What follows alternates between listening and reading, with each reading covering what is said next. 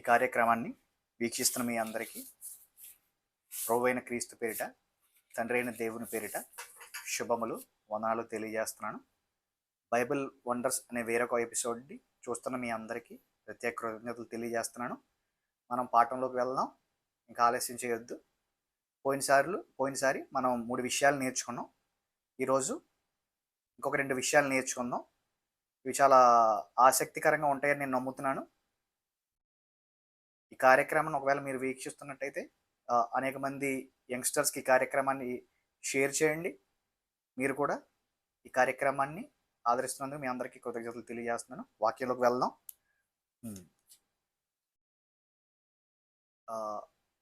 రాజైన దావీదు గారు కీర్తనలు రచిస్తూ ఒక ప్రాముఖ్యమైన విషయాన్ని ఆయన మనకు చెప్పాడు. ఆ విషయం ఏంటంటే, కీర్తనల గ్రంథము 8వ అధ్యాయము 8వ వచనంలో ఆయన అంటాడు, అడవి మృగములు, ఆకాశ పక్షులను, సముద్ర మత్స్యములను, సముద్ర మార్గములో సంచరించు వాటన్నిటిని వాని పాదముల క్రింద నీ ఉంచావు అంటాడు. మళ్ళీ చదువుతున్నాను వినండి. అడవి మృగములను, ఆకాశ పక్షులను, సముద్ర మత్స్యములను, సముద్ర మార్గములో సంచరించు వాటన్నిటిని నీవు నరుని యొక్క పాదముల క్రింద ఉంచావు అంటాడు. మీరు ఈ వచనాన్ని కొంచెం అబ్జర్వ్ చేస్తే అక్కడ దావీదు గారు ఒక విషయాన్ని తెలియజేస్తున్నాడు.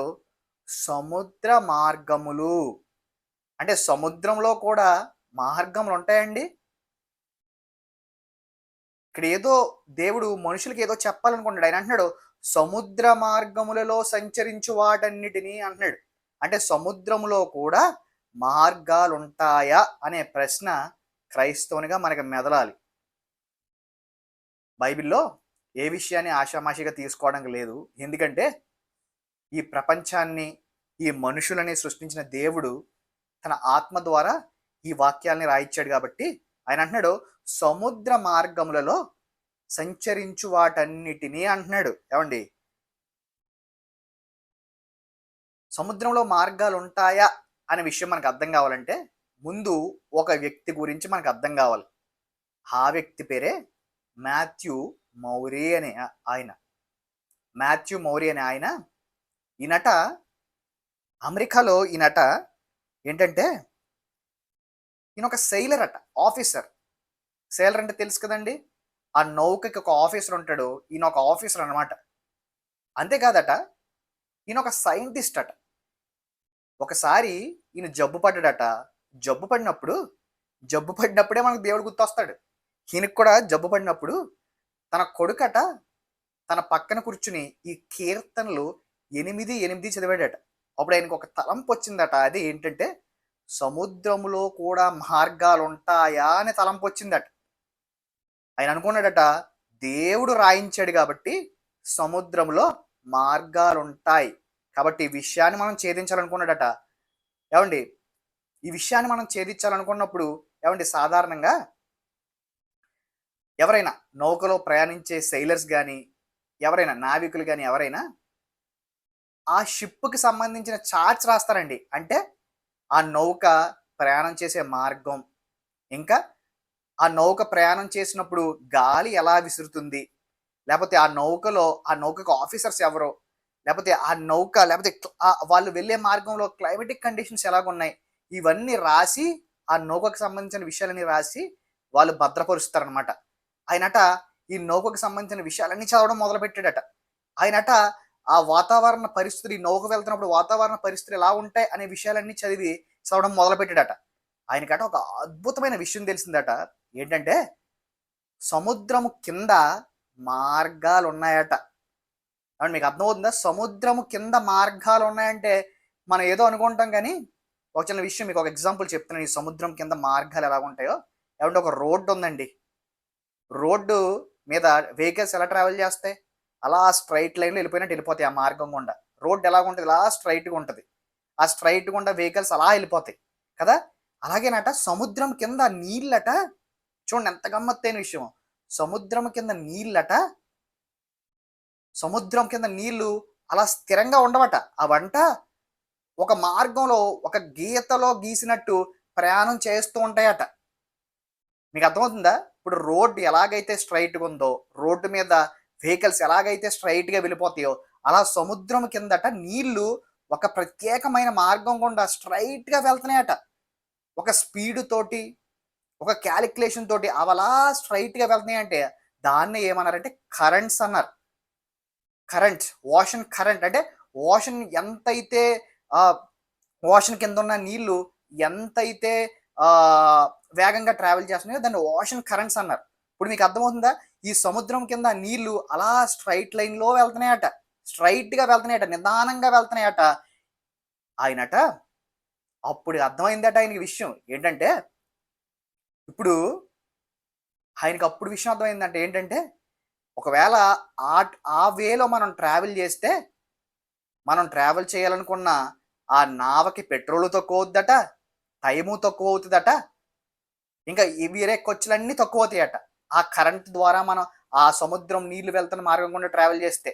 ఆయనన్నారు, ఫాదర్ ఆఫ్ మోడర్న్ ఓషనోగ్రఫీ అన్నారు. ఆయనన్నాడు, సముద్ర మార్గాన్ని కనిపెట్టిన వ్యక్తిగా ఆయన గుర్తిచ్చారు. చూసారండి? సముద్రములో కింద కూడా మార్గాలున్నాయట. ఈ విషయం ఎప్పుడు రాయబడి ఉందో తెలుసా?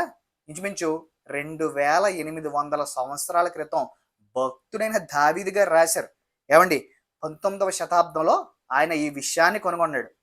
ఎంత గొప్పదండి బైబిల్. సముద్రం కింద మార్గాలున్నాయట. ఏవండి? ఎంత గొప్పదండి బైబిల్. ఏవండి? ఆయన ఆయన ఒక విషయం చెప్పాడు. ఆయన చివరి దశలో ఒక విషయం చెప్పాడు. ఏంటంటే, Bible is always right. Bible ఎప్పుడు కరెక్టే. ఎప్పుడొకప్పుడు ఈ సైన్స్ ఆ విషయాన్ని అర్థం చేసుకుంటది. బైబిల్‌తో సమతుల్యంగా సైన్స్ ట్రావెల్ చేస్తదనే విషయాన్ని చెప్పాడు. ఎంత గొప్ప విషయం అండి. ఇంచుమించు 2800 సంవత్సరాల క్రితం ఇది బైబిల్‌లో రాయబడి ఉంది. 19వ సెంచరీలో ఈ ఈయన ఈ విషయాన్ని కనుగొన్నాడు. ఎంత గొప్ప బైబిల్ అండి. హ్మ్. ఇంకా రెండో విషయానికి వద్దాం. ఏవండి? ఇది రెండో విషయం. ఏవండి? భక్తుడైన యోబు గారు 1500 బీసీలో ఒక విషయాన్ని రాయిస్తూ దేవుడు యోబు గారిని క్వెషన్ చేస్తున్నాడు. ఏంటంటే, మెరుపులు బయలుదేరి వచ్చినట్టు నీవు చేయగలవా? ఏవండి? అని అంటున్నాడు. నీవు వాటిని రప్పించగలవా? అంటున్నాడు. అవి వచ్చి దేవా నా చిత్తం అని నువ్వు చెప్పించగలవా? అంటున్నాడు. ఏవండి మళ్ళీ చెప్తున్నాను. యోబు 38వ అధ్యాయం 35వ వచనంలో ఎలాగ అంటున్నాడు? మెరుపులు బయలుదేరు వచ్చినట్టు నువ్వు చేయగలవా? అవి వచ్చి చిత్తము అని అన్నట్టు నీవు చేయగలవా? అంటున్నాడు. ఏవండి? ఒక విషయాన్ని మీ ముందు ఒక విషయాన్ని పెట్టాలనుకుంటున్నాను. ఏవండి? వెలుగు వచ్చి మాట్లాడడం ఏంటండి? మెరుపులంటే వెలుగే కదా! ఏవండి? వెలుగు వచ్చి మాట్లాడుతదా? ఏవండి? వెలుగొచ్చి మాట్లాడుతదా? ఇదేదో మంచి ఆసక్తికరంగా ఉంది కదా! ఏవండి? దేవుని ప్రతి మాటకు ఒక పరమార్థం ఉంటది. ఆయన అంటున్నాడు, వెలుగొచ్చి చిత్తము ప్రభువా అని అన్నట్టు నువ్వు చేయగలవా? అంటున్నాడు. ఏవండి? కొంచెం సైంటిఫిక్‌గా మనం దీన్ని ఆలోచిస్తే, ఏవండి? ఈరోజు మనం మాట్లాడుతున్నాం కదా! ఫోన్లు, మనకు ఫోన్లు బాగా అలవాటు. ఏవండి? చూస్తాం కదా! టీవీలు, సీరియల్లు, సినిమాలన్నీ టీవీలు. ఏవండి? ఎక్స్‌రేస్ ఇంకన్నీ వైఫైలు ఇవన్నీ ఎలాగనుకుంటున్నారు? ఇవి ఎలక్ట్రోమాగ్నెటిక్ వేవ్స్. అంటే ఎలక్ట్రోమాగ్నెటిక్ వేవ్స్ అంటే ఎలక్ట్రోమాగ్నెటిక్ తరంగాలు. ఈ తరంగాలట వెలుగు ఎంతైతే వేగంతో ప్రయాణిస్తుందో అంత వేగంతో ప్రయాణిస్తాయట. ఇంచుమించు సెకండ్‌కి 3,00,000 కిలోమీటర్ల వేగంతో ప్రయాణిస్తాయట. వీటికట ప్రయాణించడానికి ఏ మీడియం అవసరం వద్దట. స్పేస్ అవసరం, వీటికట ఏమి అవసరం వద్దట. నీళ్లు గాని లేపోతే గాలి గాని ఏమి అవసరం వద్దట. ఇవట స్పేస్‌లో ప్రయాణిస్తాయట. ఇవట ఎలక్ట్రోమాగ్నెటిక్ స్పేస్‌లో ప్రయాణించి ఆ ఎలక్ట్రోమాగ్నెటిక్ వేవ్స్ ఈరోజు మనం ఫోన్ ఎత్తి మాట్లాడుతున్నాం కదా! ఇవన్నీ ఏంటనుకుంటున్నారు? ఇవట ఈరోజు ఫోన్ ఎత్తి మాట్లాడుతున్నాం కదా! ఇవన్నీ ఏంటనుకుంటున్నారు? ఈ వేవ్స్ అట వెలుగు యొక్క వేగంతో ప్రయాణిస్తే అది మాటగా కన్వర్ట్ అవుతదట. ఏమంటే ఆయన అంటున్నాడు, నీవు మెరుపుకి రప్పించగలవా? అవి వచ్చి చిత్తం ప్రభువా అని చెప్పించగలవా? అంటున్నాడు. వీటికట వీటి ద్వారా ఈరోజు మనం ఫోన్‌లని, లేపోతే రిమోట్‌లని, టీవీలని ఏవేవో చేస్తున్నాం ఎలక్ట్రోమాగ్నెటిక్ వేవ్స్ ద్వారా. ఏవండి? ఈ విషయాన్ని, ఈ విషయాన్ని 1500 బీసీలో యోబు గారు చెప్తే, ఇంచుమించు 1864లో ఎవరో జేమ్స్ క్లర్క్ మ్యాగ్నస్ అనే ఆయన ఈ విషయాన్ని చెప్పాడు. చూడండి, వెలుగుకు మాట్లాడే శక్తి ఉంటదట. ఎంత గొప్ప బైబిల్ అండి. ఏవండీ ఈరోజు మనం 2 విషయాలు నేర్చుకుందాం.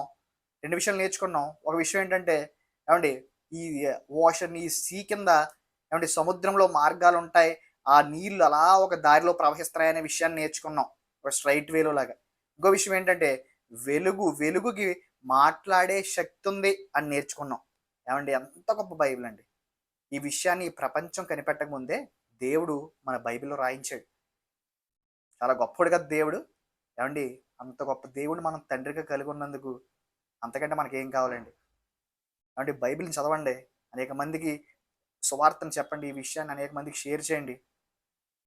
ఇంకొక మరి మళ్ళీ రేపు మళ్ళీ మనం కలుసుకుందాం. దేవుని గురించి మరికొన్ని విషయాలు మాట్లాడుకుందాం. అంతవరకు దేవుడు మీ కుటుంబాల్ని మిమ్మల్ని దీవించాలని ఆశపడుతున్నాను.